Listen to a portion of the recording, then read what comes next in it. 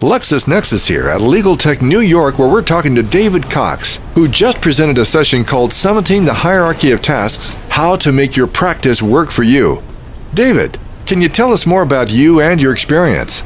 Yeah, I'm a sole practitioner in St. Louis, Missouri. I practice mainly immigration law, but I do a number of other areas of practice as well. I've only been doing that for about a year. I worked for the federal government for a long time before that. Before that, I was in a small firm, a couple of attorneys, and before that, I was in active duty in the military. So I've had a broad range of experience using legal products in a lot of settings. David, during your presentation, you made mention that there is a gap in the hours worked versus the hours billed that lawyers often experience. Can you talk about how this billing gap may be more pronounced with solo and small law firms as opposed to larger law firms? Sure. I have the disadvantage of having never worked for a large firm, but I imagine that a large firm has many resources available in which they can outsource a lot of the tasks that a solo or small practitioner cannot outsource.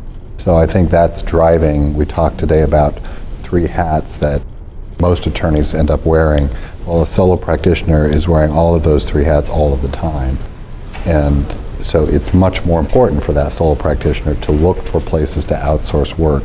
But I do think that's why that billing gap exists, particularly as to firm size, is because the smaller firms don't have the resources in-house to delegate the bookkeeping, the training. All of those tasks just fall on the one person. In a solo practice, for sure, and even in small practices, I think that's the case.